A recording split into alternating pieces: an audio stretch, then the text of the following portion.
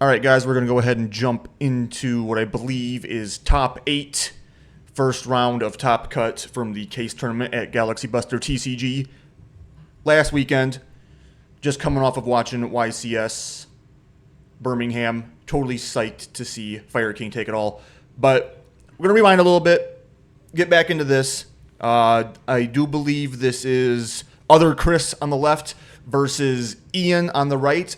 Other Chris is on Fiendsmith Ryzeal, and on the right we have, I think it's Red Dragon Archfiend. I don't know. Let's find out. Looks like for whatever reason the recording started, like basically right as the after dice roll shuffling cut and all that. So seems like we got jumping right on in. So let's just go ahead and activate Bonfire and see if that resolves. Looks like we're good. We're adding Ice Ryzeal, normal summon. That's also going to go through. We do have, looks like at least an Ash Blossom from Ian and a Talent. As far as non-engine goes, that's all I'm seeing. X is going to be summoned by Ice and get a search. Here comes Sword. But we're just going to go into Exciton Knight, start our Fiendsmith lines. Requiem, we're just letting all this go. No Ash Blossom on the Requiem even. Oh, maybe we're thinking here. Okay, so we're considering Ash Blossom on the... Oh, nope, it's all good to go. Lacrima comes out and is going to go ahead and Foolish Engraver, most likely. Exciton's going back in the extra deck, and Engraver is going to hit the field. Requiem equip, okay. Contact use for Necro equip.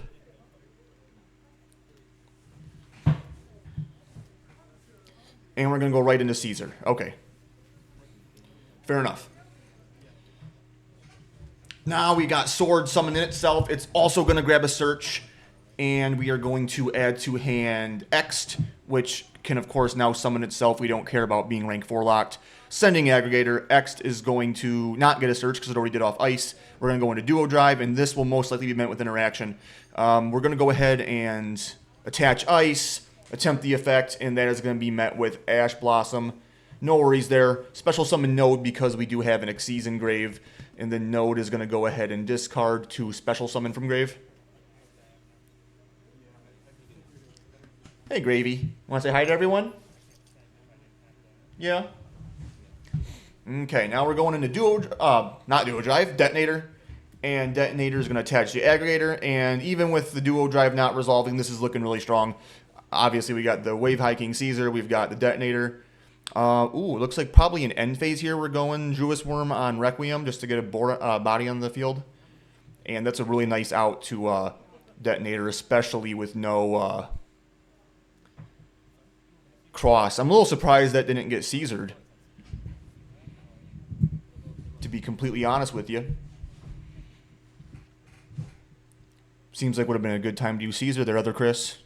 But hey, I didn't make Top Cut, so who am I to judge? I do not know what that monster is. Whatever the hell he just normal summoned. Must be a level 4 dark or light because we're going into Chaos Angel. And Druis Worm is going to send the Caesar, and Detonator is going to be... Oh, okay, I guess I had that backwards. Either way. But Detonator is going to take care of the Chaos Angel, so it must have been a dark Chaos Angel. Only immune from battle. Is that... Oh, this is Centurion RDA. Okay, we got Emblema Oath. Decent. Wow, okay. Okay. Field Spell. And Crimson Gaia. Right on. I do know Other Chris has Nibiru in hand, but we likely don't even need to play into that. Well, maybe we do a little bit because we don't want to just let that Duo Drive try again next turn, right? We do kind of want to at least take care of that guy. Crimson Gaia is going to add any card that mentions Red Dragon Archfiend. Okay, we're doing the field spell first to grab Trudea. And Fiendish Golem. Trudea is going to summon out as a continuous. And then put itself back to put Primera in the back row. Most likely. Could also do Atri, I suppose. But we're doing Primera. I will say I quite like this strategy. I do think it's a little poorly positioned into Ryzeal, because obviously Detonator just takes care of all the back row. But if you got outs to it, then, you know, you can be in pretty decent shape, obviously. So, you know, when you open the right non-engine, you're not too worried. Very smart of him to hold the Ash for the duo drive.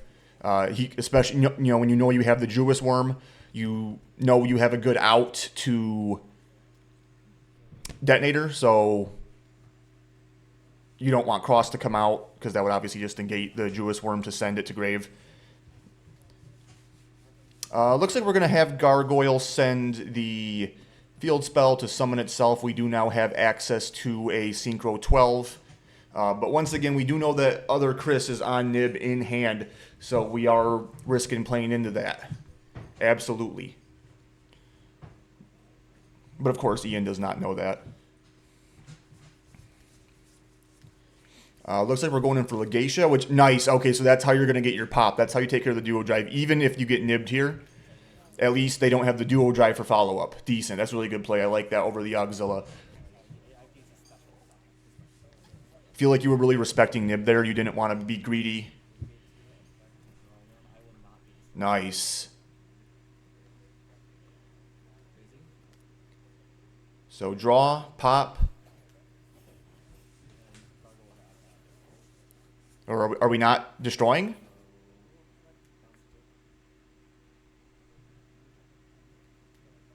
Oh, because you wanted to take it. Wow. Okay. Oh, is that what? That's that Bone Archfiend. That's what that card was. That was the normal summon. Oh, yeah, so there's the Nibiru.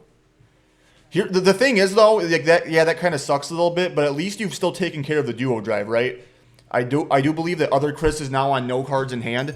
So basically, he just has like the Fiendsmith, you know, engraver follow up, and a top deck. But we have the Fiendish Golem, which is a really nice interruption.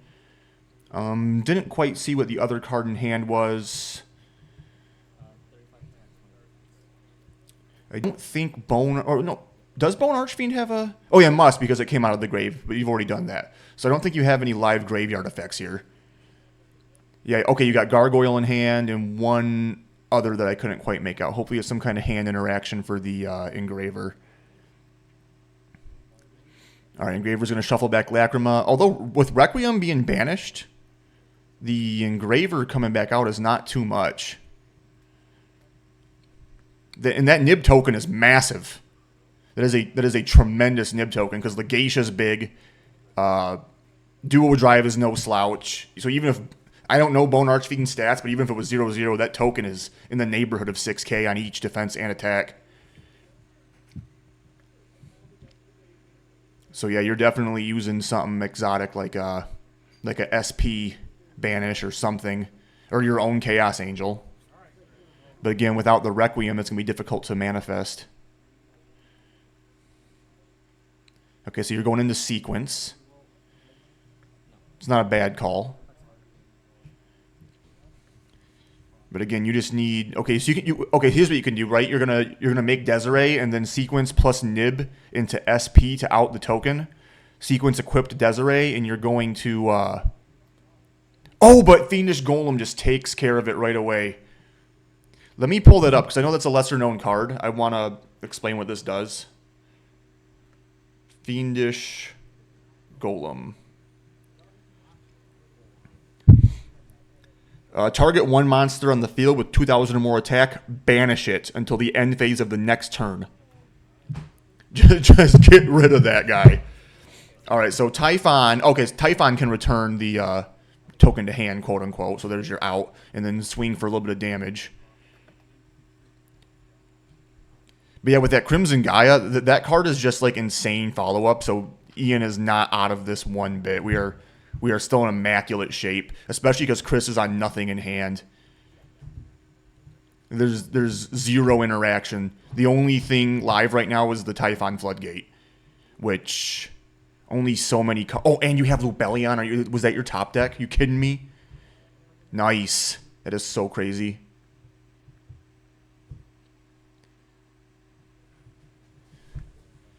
That was. I'm guessing that was a normal summon of, I think, is that Vision Resonator? Or is that Crimson Resonator? I always get the Resonators confused. I don't know about you guys.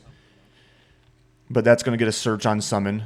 And it looks like we're adding the other one, Crimson Aura Vision.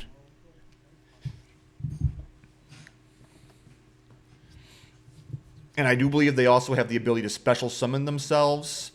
We are going to go for Jewis Worm here first.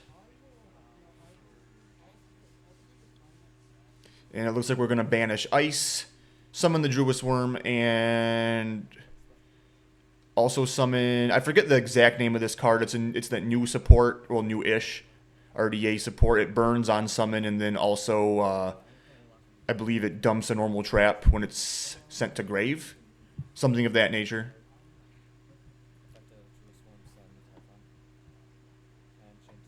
Alright, so Jewis Worm's going to take care of the Typhon, so now no longer worried about that Floodgate. We have Scarred Dragon Archfiend coming down. Oop, let me get that out of there so you guys don't pick that up on the mic.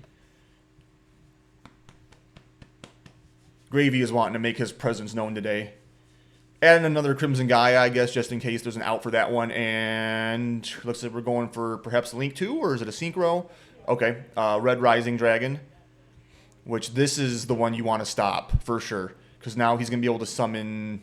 And he's going to get the Foolish of his normal trap. So he's going to Foolish, I believe you usually do Red Rain. Or is it the... yeah, Red Rain. And then... Red Rising is going to summon out Vision Resonator, which Vision Resonator... Oh, I guess we're not going to summon from deck? I thought that typically you would summon from deck with Vision Resonator, but I guess maybe we didn't want to play into something. I don't know. That's weird.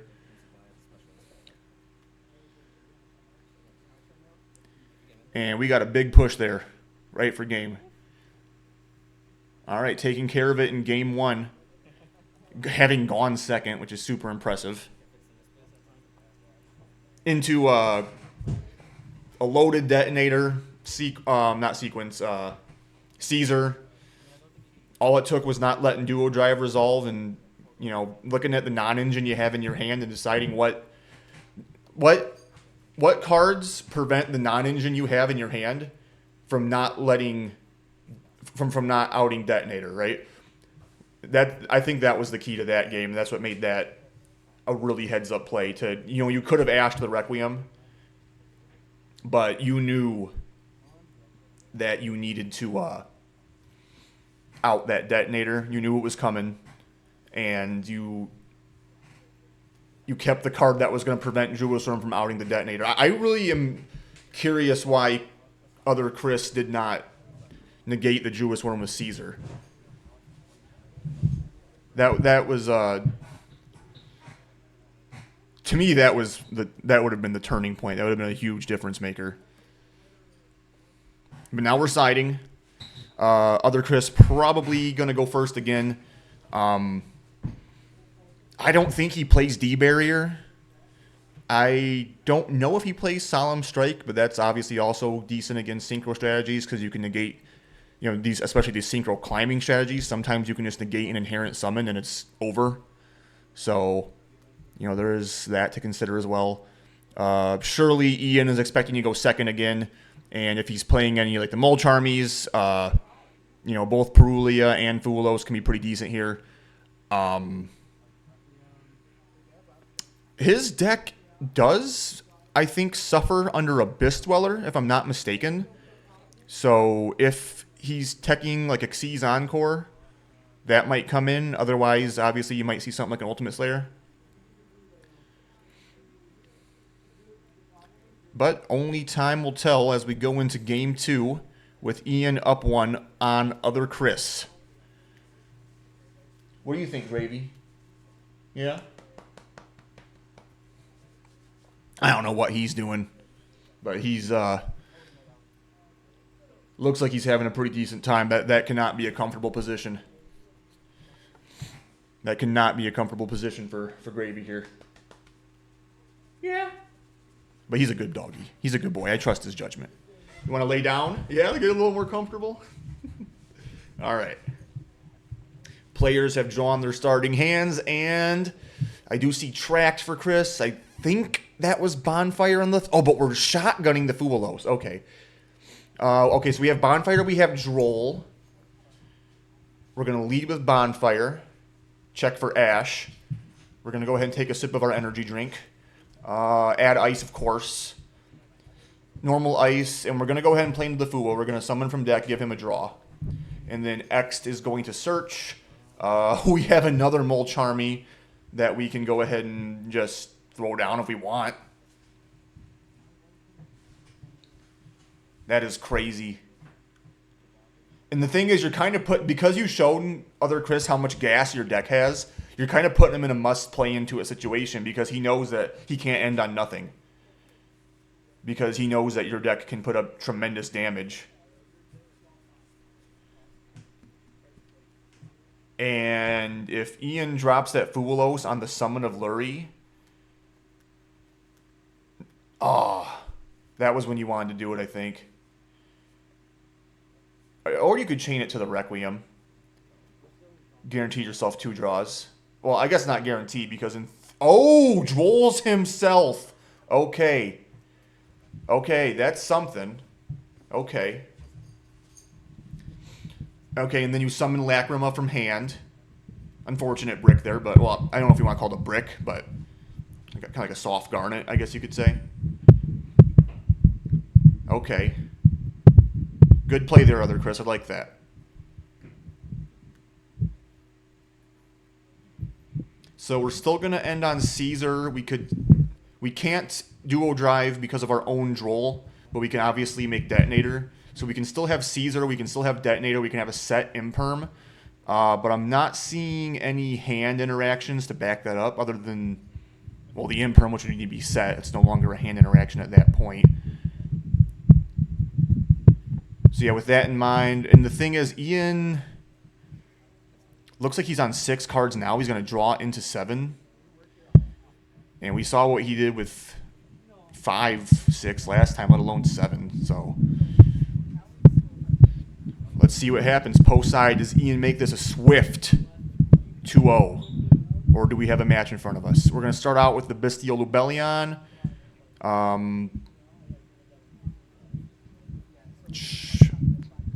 Yeah, there would have been no reason to chain anything there.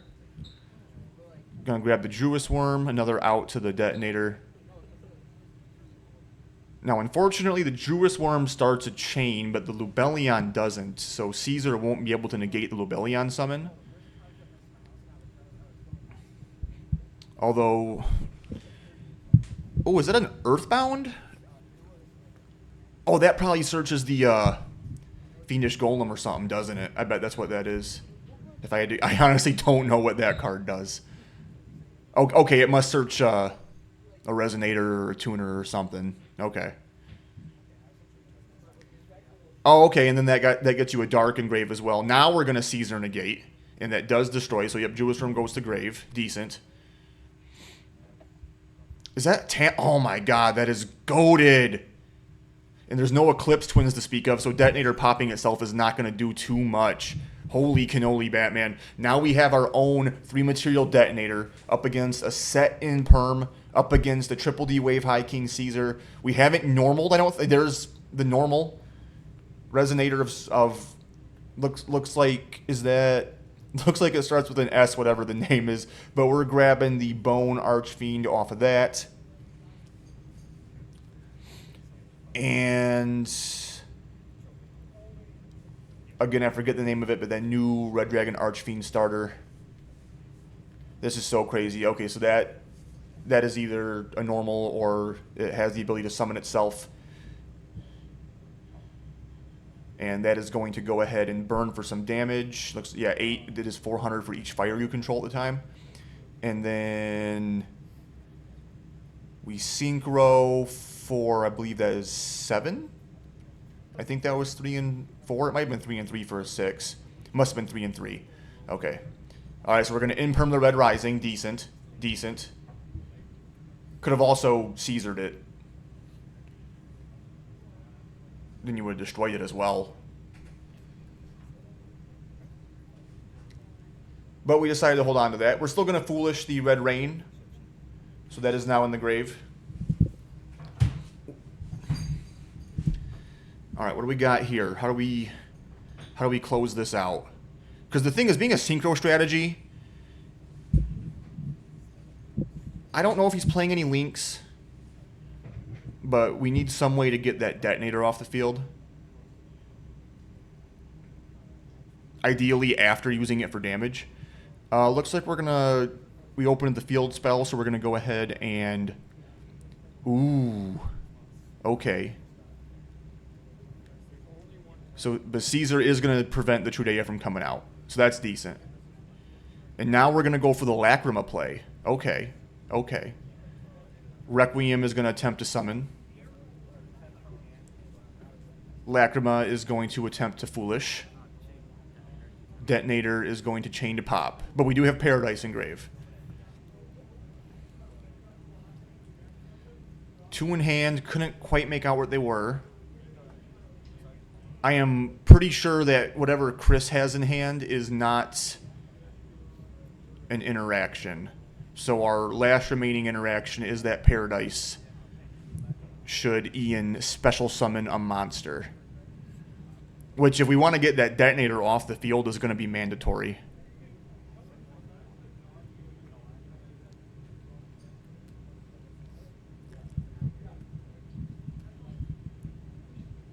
Let's see. Do we have a way to extend from grave? I don't know if Bone Archfiend made its way in there. I don't believe so.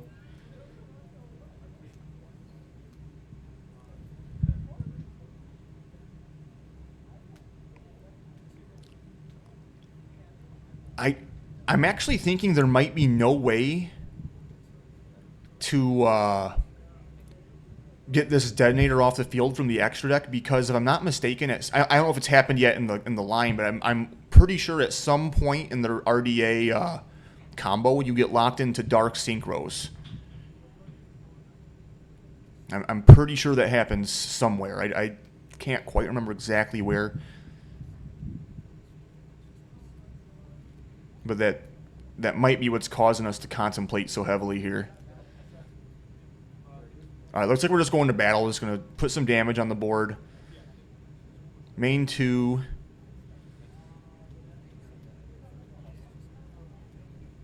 Oh, we can send it for Bone Archfiend, and then the Paradise comes down. Okay.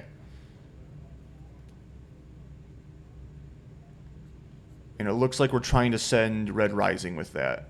Oh, no, it was Bone Archfiend. Okay. Yeah, because I think Bone Archfiend has an effect to Foolish and then level modulate. I forget whether or not it itself is a tuner, but that could have been a way. But we have Lubellion available still.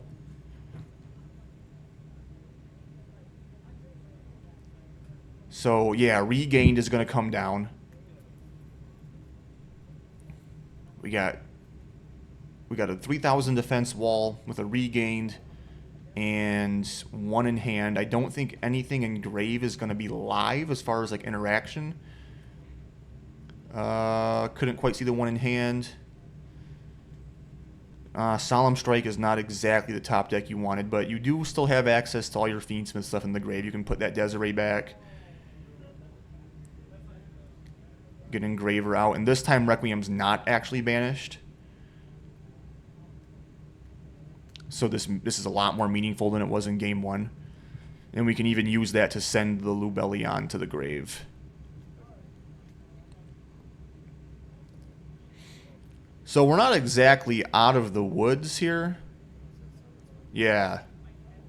Because we can set that strike to try to prevent Ian from getting back into it on his next turn. Problem is it's going to put you on 600 life. And although at least in this case, Ian doesn't have Crimson Gaia, which is massive. Oh, but you have Sword? You're crazy. I'm pretty sure Sword can search X'd. Wow. Yeah, and then you can go Chaos Angel here, right? Get rid of Regained. Oh, okay, or you can go into Sequence. That's fair, too. Looks like we're going to fuse... I think that was Requiem and 2 Engravers. Or no, I think Lacrima was engraved from the previous turn, so it would have been Engraver, Lacrima, and Requiem.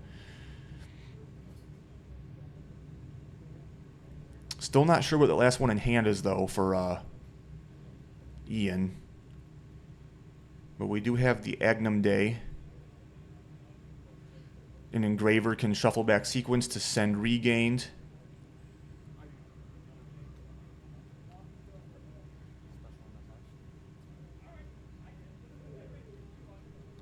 Okay, and then Agnum Day is going to bring back Lacrima?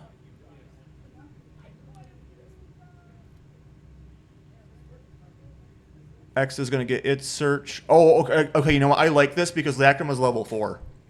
That's the play. Okay. And now let's see if this duo drive actually resolves. Nice going, Other Chris. This is a phenomenal comeback. Totally reestablished a commanding position in this game. And now Ice can also summon itself. Or actually, that sword might have been a special summon. Because I think you just need to have a Ryzeal engrave, right? And sword can summon itself. Well, no, you must not have. You must have normaled it though, because you would have been rank 4 locked, and you couldn't have made sequence if you did that. But you can still special summon Ice from hand by sending anything.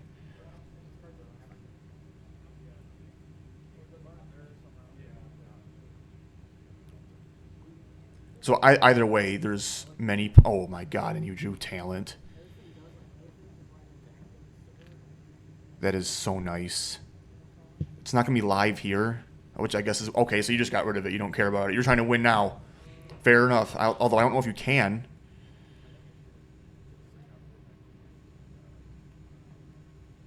Might have been wise to keep that for the clapback.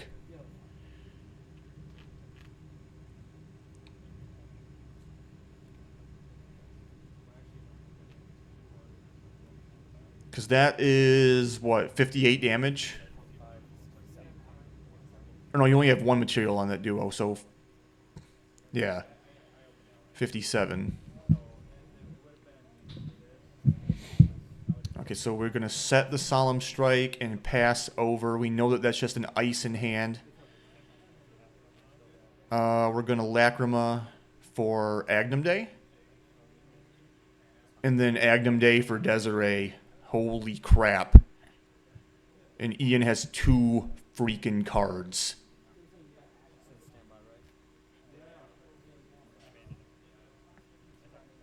There's no shot, right? This is scoop phase. Thrust! So we've baited the Desiree. Okay, but it was for nothing. The other card was nothing. Okay, I thought we were just baiting the Desiree, but nope. We were just hoping he wouldn't negate it for one reason or another. And we're going to Game 3. Congratulations, Other Chris, on Game 2. That was an amazing comeback. I love to see that. Wow. All right.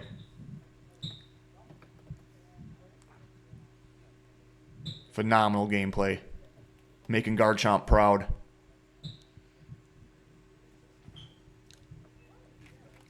But now for the first time in the match, Other Chris is probably going to have to go second. And he hasn't seen yet how Ian tries to play this going first. I don't know how familiar he is with the Red Dragon Archfiend strategy in general. I know he knows somewhat what the Centurion cards do. But RDA is a bit more rogue.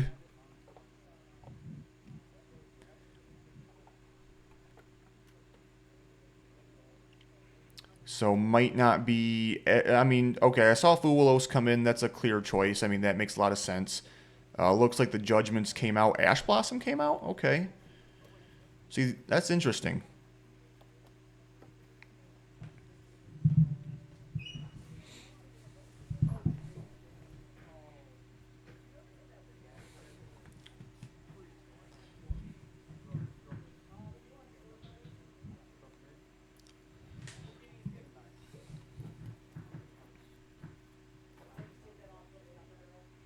All right, looks like we're about to head into game number 3. Okay, nope, we're going to pile shuffle as well. So just a few more moments until game 3. No problem with that.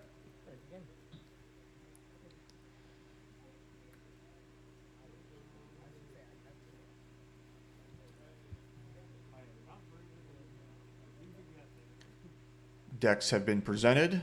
Ian's has been cut. Ian is cutting Other Chris's.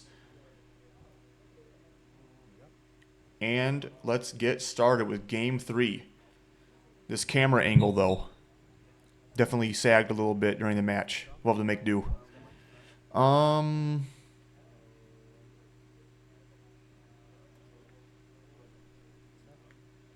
Ian's going to start off with Field Spell. Dump, I think that's Fiendish Golem.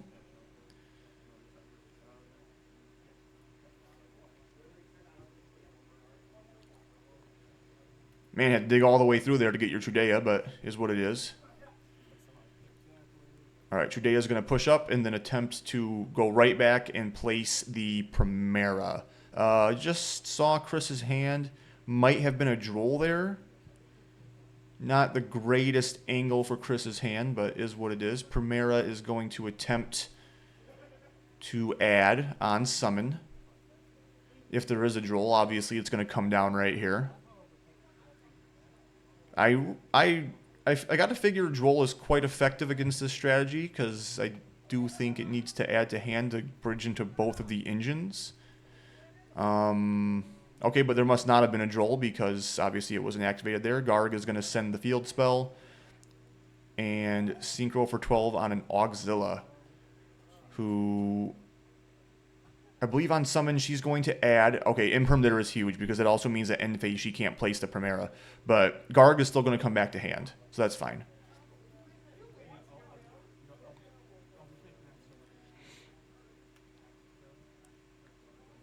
And Red Rain made it back to hand somehow. Let me see if I can sort that out. How exactly does that work?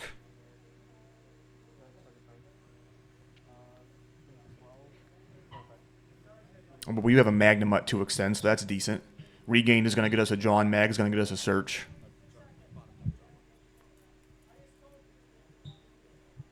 Okay, it's if a Dark Dragon Synchro is special summoned, you can add it to hand from grave. Looks like we drew into Nib, so that's going to be really nice for preventing Chris from breaking into his board. And we're going to go ahead and resolve Magnamut.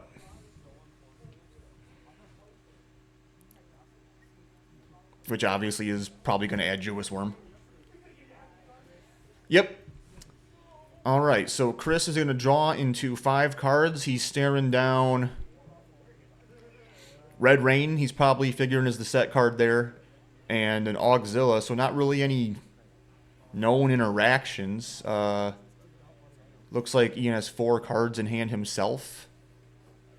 But we do have the normal summon of Ice to get us started, which is going to resolve. Looks like the hand interactions are Nib and Jewess Worm.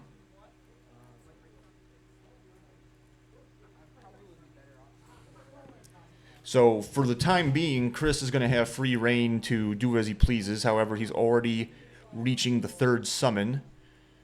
So we are moments away from Nibiru being live. However, he may be able to do a wipe here with the Exciton Knight, which would force the Red Rain.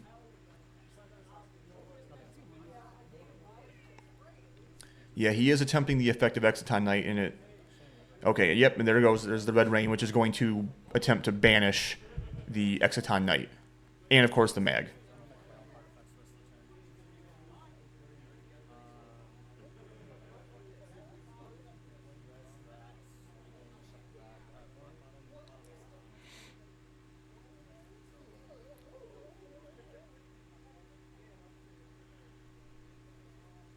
Triggering the regain. I'm curious why Exciton didn't resolve there.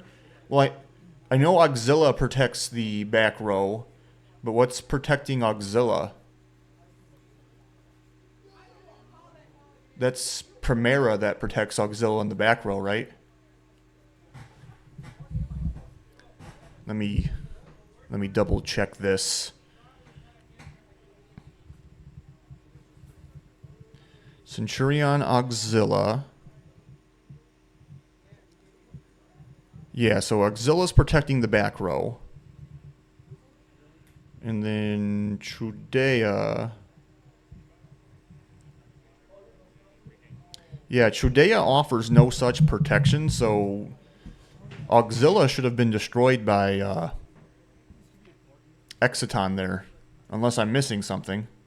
Oh! I am. Red Rain makes the monster that allows it to trigger unaffected. That's right. That's like a hidden effect of Red Rain. Because it's while you control 8 or higher synchro, right? Red Rain.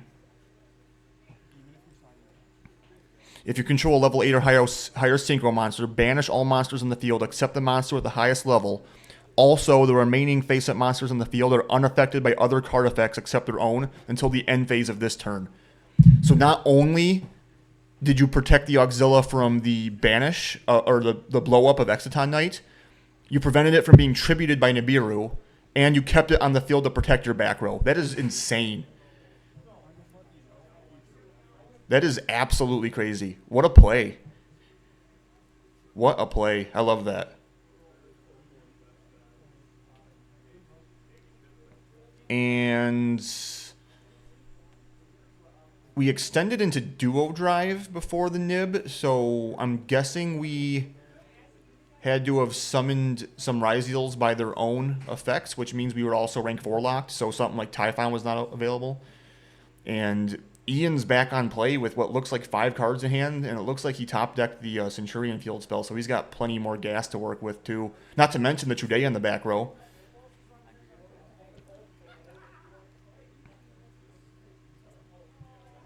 All right, Ian's going to try a Druis Worm, but Chris is going to hit him back with one of his own. And we have Thrust. This time it's going to resolve. And Ian could even add the card to hand because Chris controls monsters. This is such a strong play.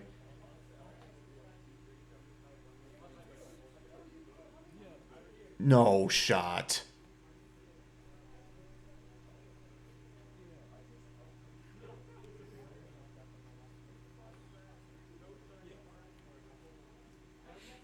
All right, don't forget to put your Thrust in the graveyard there, but either way, we now have Talent, which is also live. We got the Centurion field spell. We got Gargoyle in hand. Excuse me.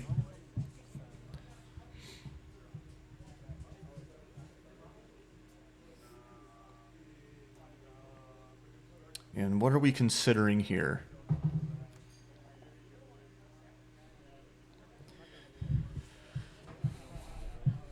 We have no clue what that back row is, but if you're in Ian's position, you're probably suspecting it's not something like a Solemn Strike or Judgment because other Chris went second. And it looks like we are going to discard the Fiendish Golem to place a Primera via the stand-up Centurion.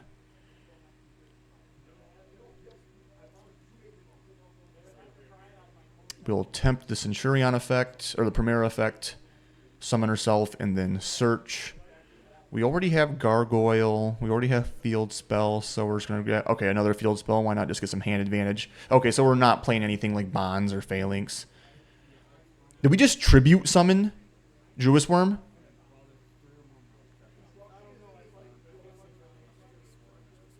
Oh my goodness.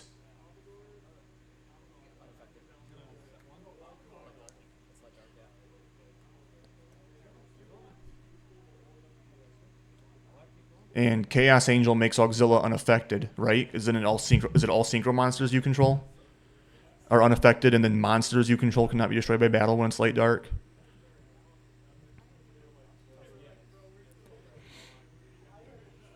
And we're showing our hand, which I think means we've scooped it up here. Yeah, when you have the light, the synchro monsters you control are unaffected by monster effects. Wow. What an amazing Game 3 from Ian, who will advance to top 4 in top cut. Valiant effort by other Chris, but at the end of the day, Ian just had it there. Great plays.